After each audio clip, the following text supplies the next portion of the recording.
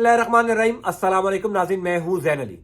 नाज़रीन का नाम है 2 जनवरी है और दिन है सोमवार का। पाकिस्तान की सियासत में कुछ ऐसी सियासी जमातें हैं जो भी वो फैसला करती हैं, वो जो भी बातचीत करती हैं, आपको अंदाजा हो जाता है कि इस्टेब्लिशमेंट क्या सोच रही है। यानी आपने अगर इस्टेब्लिशमेंट के मूड का अंदाजा लगाना है तो पाकिस्तान की कुछ सियासी जमातों के फैसलों को उठाकर देख लीजिए, आपको अंदाजा हो जाएगा कि इन दिनों में इस्टेब्लिशमेंट क्या सोच रही है। आपको याद होगा जब इमरान खान को इक्तदार से निकाला जा रहा था, जब उनको वजीर आजम के ओहदे से हटाया जा रहा था, तो हर जगह पर यही ख्याल था कि इमरान खान और इस्टेब्लिशमेंट यानी जनरल बाजवा एक पेज पर है, इमरान खान की हुकूमत को खत्म नहीं किया जाएगा, इमरान खान को वजीर आजम के ओहदे से नहीं हटाया जाएगा। और हर जगह पर यही ख्याल किया जा रहा था कि शायद इस्टेब्लिशमेंट इमरान खान को बचा ले। लेकिन जो ही एमक्यूएम की जानिब से यह खबर सामने आई कि एमक्यूएम ने इमरान खान की हुकूमत से अलग होने का ऐलान कर लिया, जब बलूचिस्तान अवामी पार्टी ने फैसला किया कि वो इमरान खान की हुकूमत का साथ नहीं देंगे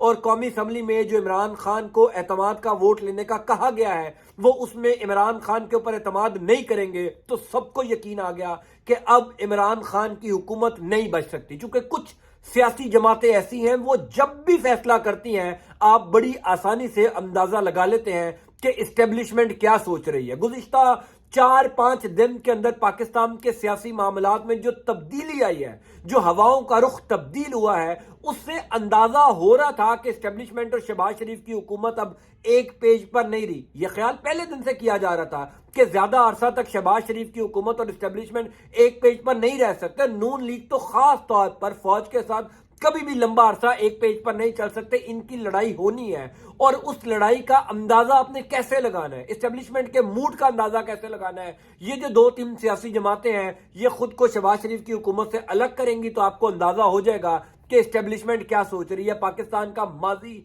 यही कहता है कि ये जो 3-4 छोटी जमातें हैं ये हमेशा इस्टेब्लिशमेंट की मर्जी से हुकूमत का हिस्सा बनती हैं और इस्टेब्लिशमेंट की मर्जी से ही हुकूमत से अलग होती हैं। इस हवाले से गुज़िश्ता 12-13 घंटों के अंदर बड़ी अहम डेवलपमेंट्स हुई है। मैं चाहता हूं पहले आपको 1-2 ट्वीट्स दिखा दूं,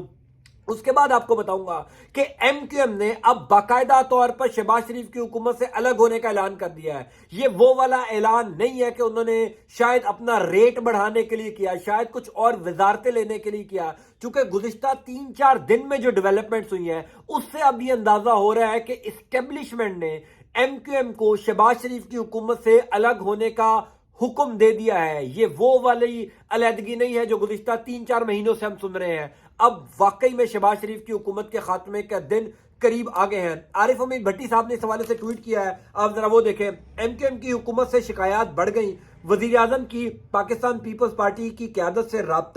राब्ते में पीपल्स पार्टी का लचक दिखाने से इनकार, अलहदगी पर हुकूमत का कायम रहना मुमकिन नहीं रहेगा। ये आरिफ उमीद भट्टी साहब ने ट्वीट किया है। अब से कुछ देर पहले, जब ये वीडियो मैं अपलोड कर रहा हूं, कुछ देर पहले जियो टीवी ने भी इस हवाले से खबर चलाई है, एमक्यूएम ने वफाकी हुकूमत से अलहदगी का इंदिया दे दिया। यानी अब ये खबरें चलना शुरू हो गई हैं। बोल टीवी ने खबर चलाई है एमक्यूएम की धमकी के बाद इत्तेहादियों की दौड़ें लग गई हैं। गुज़िश्ता 12-13 घंटों के अंदर शहबाज शरीफ की हुकूमत की जिस तरीके से दौड़ें लगी हैं, कल रात को आसिफ जरदारी को शहबाज शरीफ ने फोन किया, फौरी बाद मौलाना फजल रहमान को फोन किया, अपने तमाम तर इत्तेहादियों को फोन मिलाए जा रहे हैं। बिलावल हाउस कराची के अंदर खास तौर पर एक बैठक लगी, अयाज सादिक लाहौर से स्पेशली कराची गए, वहां पर जाकर पीपल्स पार्टी को मनाने की कोशिश की। जो आरिफ उमीद भट्टी कह रहे हैं कि जनाब पीपल्स पार्टी की कयादत ने लचक दिखाने से इनकार किया है, मामला कहां शुरू हुआ? 2 मामलात हैं। पहला मामला यह है कि पीपल्स पार्टी किसी सूरत भी सिंध के अंदर, कराची के अंदर एमक्यूएम को जगह देने को तैयार नहीं है। और गुज़िश्ता 4-5 दिनों के अंदर आपने खबरें सुन रखी हैं जिस तरीके से एमक्यूएम के तमाम धड़े एक हो गए। कामरान टिसोरी को जिस वजह से गवर्नर सिंध बनाया था, यानी मुस्तफा कमाल, फारूक सत्तार, उन्होंने तमाम तर धड़े जो एमक्यूएम के थे उनको एक कर दिया, जो कि पीपल्स पार्टी के लिए बड़ी परेशानी वाली बात है। क्योंकि 2023 में जब भी इंतखाबात होंगे या आइंदा जब भी इंतखाबात होने, इन तमाम सियासी जमातों ने अपने अपने प्लेटफॉर्म से इलेक्शन लड़ने। इन्होंने पीडीएम की प्लेटफॉर्म से इलेक्शन नहीं लड़ने, पीपल्स पार्टी ने अपने इलेक्शन लड़ने हैं, मुस्लिम लीग नून ने अपने, एमक्यूएम ने अपने। इसलिए पीपल्स पार्टी कभी इस बात को अफोर्ड नहीं कर सकती कि एमक्यूएम को कराची में या सिंध में स्पेस दे शहबाज शरीफ की हुकूमत। इस वजह से फड्डा बढ़ा और फड्डा अब शिद्दत इख्तियार कर गया। दूसरी बात यह है کہ اسٹیبلشمنٹ نے گزشتہ 1-1.5 ہفتے کے اندر جو فیصلے کیے ہیں، جس طریقے سے ٹیکنوکریٹ سیٹ اپ کی بات چیت چل رہی ہے، جس طریقے سے شہباز شریف کی حکومت کے اوپر عدم اعتماد کا اظہار کیا اسٹیبلشمنٹ نے، اس سے یہ اندازہ ہو رہا تھا کہ آئندہ آنے والے کچھ دنوں کے اندر یہ جو چھوٹی جماعتیں ہیں، جس میں